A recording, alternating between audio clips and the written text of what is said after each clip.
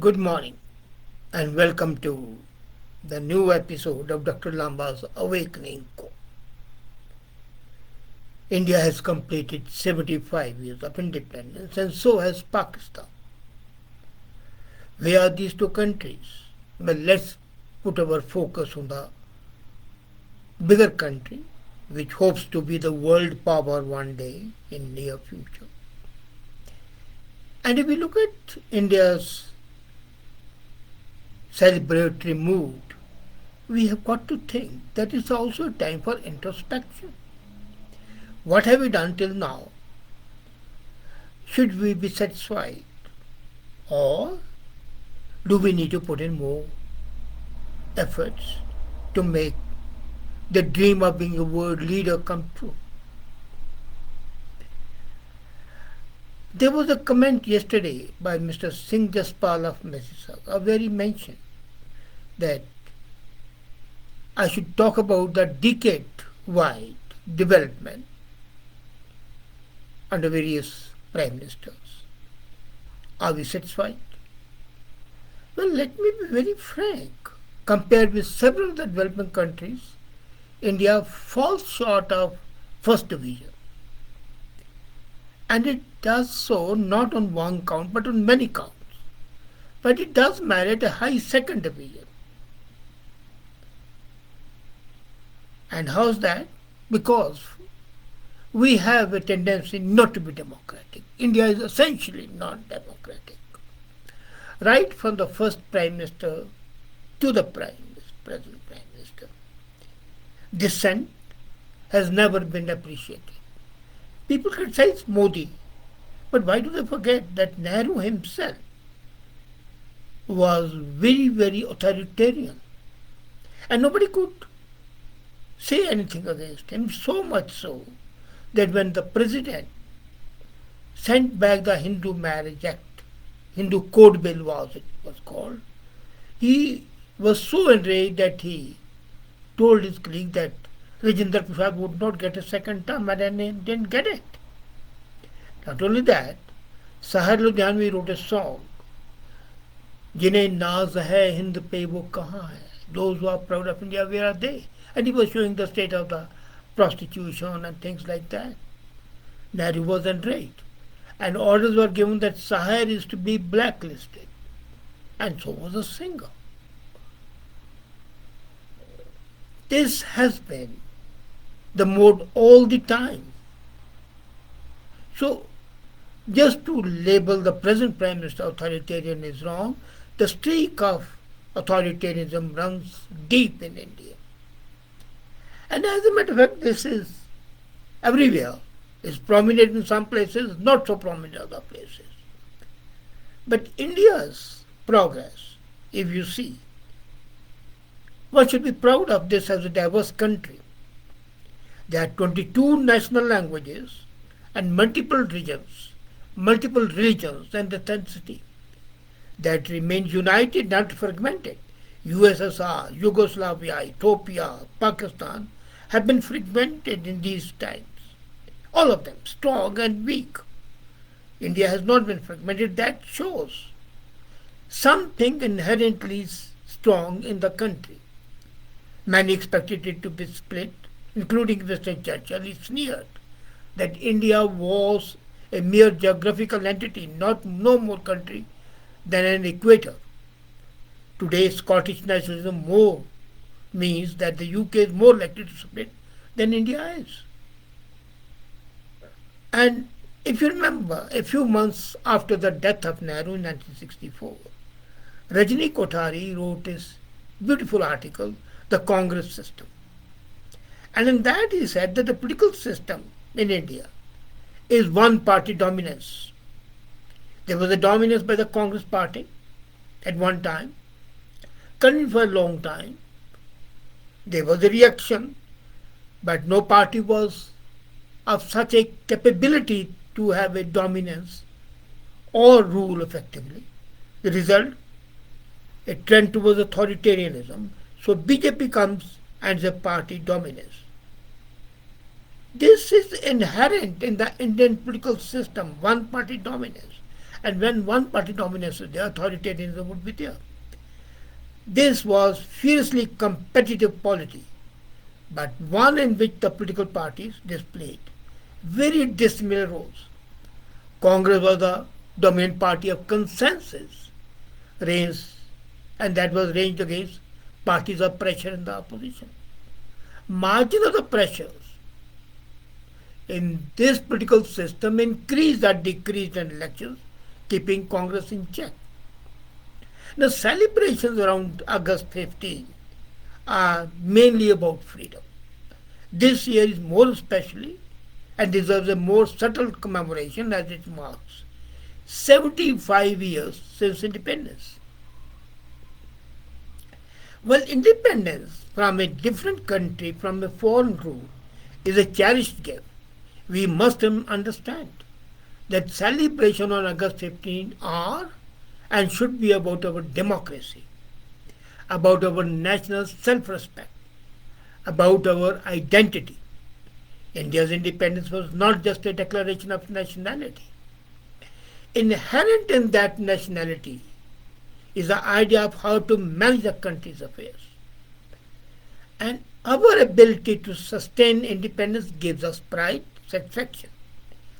Our ability to strengthen democracy is a matter of deep concern and introspection. And as we pause to review India's democratic life, we are contrasting features. It may not be an exaggeration today that our democracy is full of contradictions. And these contradictions, which are peculiar to India, emerge from ceremonies themselves. Celebrations are about the nation, and they are related to the people's abstract thinking. However, we are on the way to limiting both the courage scope of the country and breadth of the people. At present, efforts are being made to reduce the country to one category, and this leads to exclusion rather than inclusion.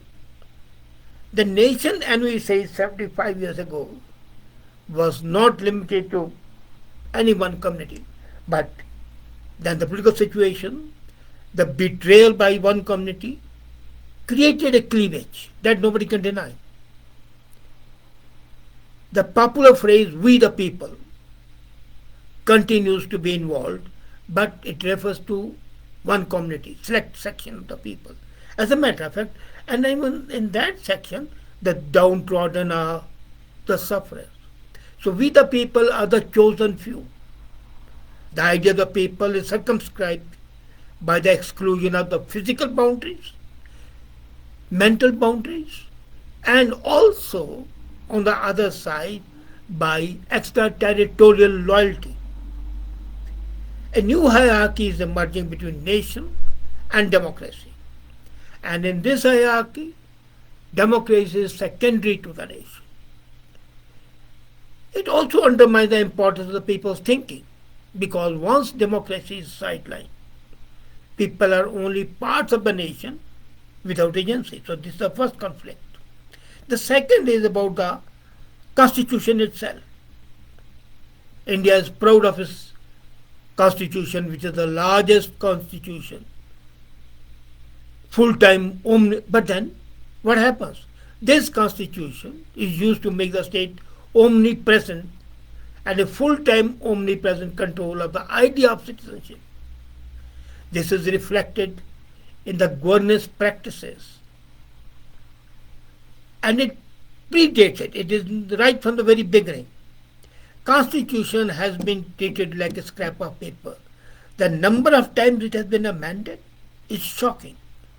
Look at the amendment to American Constitution in 200 years and amendment to the Indian Constitution in 75 years. It's many times over. And ours is a much more comprehensive document. So, what has happened? The fundamental rights and the directive principles have been conveniently set aside from time to time in favor of establishing a state that poses more threat to the citizens. Our legislative choices, our executive practices Our judicial interpretations have undermined the Constitution. They are not protecting the Constitution. The ornamental status of the Constitution fails to fulfill its real purpose. And the real purpose is to impose strict restrictions on those who hold power. In fact, the goal of rebuilding society was rejected as paramount. From the present document of the Constitution, the new Constitution is summarized as an instrument of regulation and control rather than freedom and prosperity. Third contradiction. Any democracy depends on a web of institutions. And India has plenty of constitutions. There are plenty of these institutions which have been given to us by the Constitution. Parliament incorporated them regularly. Ironically, the new institutions which were created to serve the people now control the people. And the enabling role of the institution is lost. They should be protectors rather than disruptors, and they have been disrupted. Our real contribution lies not in creating a constitutions. We have institutions a lot. It's a talent mismanagement that is turning them into instruments of incredulity, non-belief. People don't have confidence. And these institutions are in serious decline. We must acknowledge that there has been a failure to ensure the autonomy, efficiency of the governance institutions. Our public life generally expresses a strong disdain for the institutions, and that's bad. Then the basic unit, the individual, that's the last thing. That contributes is an individual, you and me, common person, that contributes to the formation of the category of people. And any democracy depends on the balance between the people as a collective entity and as an individual. But in India, the idea of the individual rarely carries weight. In communities, individuals are secondary. Individual liberties such as freedom of expression are viewed by the people and the rulers as unnecessary. The basic principle of right to life and liberty is ignored in practice. Between the state and the individual, state is envisioned as a high altar of power,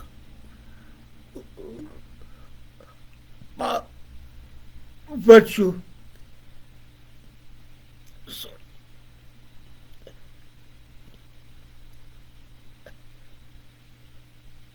and wisdom. No state can be a repository of whole wisdom. Power, police power, and the police, they ride on to serve you better. And how do they serve? You know it better than anybody else. So this 75th independence anniversary is an occasion to remind ourselves of those contradictions, to realize that the democracy in India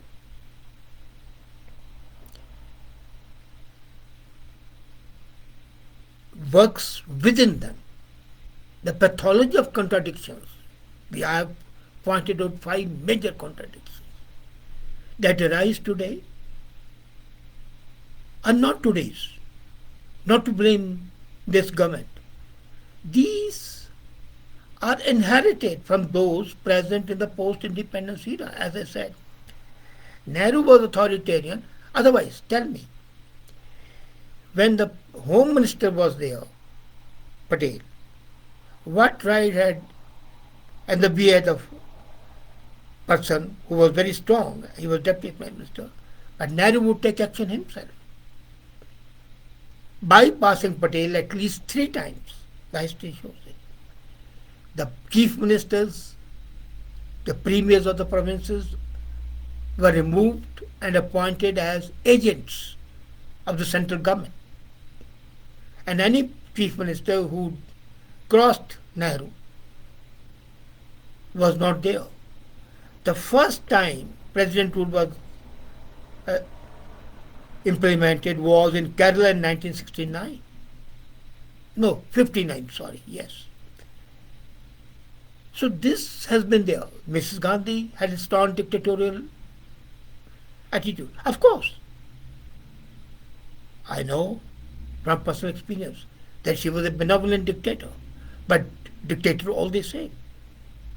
Morarji Desai, the less said the better. Others were non-entities, whether they were Gowda or Gujral or Chandrasekhar or Charan Singh, absolutely zeros. Rajiv Gandhi, the only thing which characterized him was that he was the son of Indira and grandson of Nehru. And only one good thing he did was to create a ministry of non-conventional energy sources, for which the credit goes to me personally because I suggested it to him. Then comes Narasimha Rao, the one great Prime Minister. Second was Atal. Third is Modi. That's it. Nehru was great, undoubtedly great. Nehru, Shastri didn't do much. Let's talk of winning the war. The credit I will not give to the politicians. But his great thing was humility and delegation. He delegated full authority to the army to fight the war the way it wanted. But by and large, the streak of intolerance has always been there. At one time, Nehru was intolerant of BJP. So BJP is intolerant of Nehruvian policies. But where is the Indian common person? That's the major issue. Thirdly, we try to project that individual is more important, one individual who is in power. But what is the common individual that we are ignoring? So this is making the democracy weak and fragile. And this inheritance, right from the time we got independence, conflates these contradictions in the present moment. And the regime which is ruling today and which has ruled since 1947, remove the labels, whether it is Congress or Janta or BJP or whatever. All the regimes are product of those contradictions and they exploit them to sustain themselves. This indicates the severity of the conflicts. As I said, the best way to celebrate 75 years of our nationhood is to remind ourselves of the paradoxes of the constitution, of the democracy that we practice, full of contradictions, and yet combining the basic idea of Indianness. And as I said, on the level, we have got a first division, not a first division, but we have a high second division, and that is something acceptable. Thank you.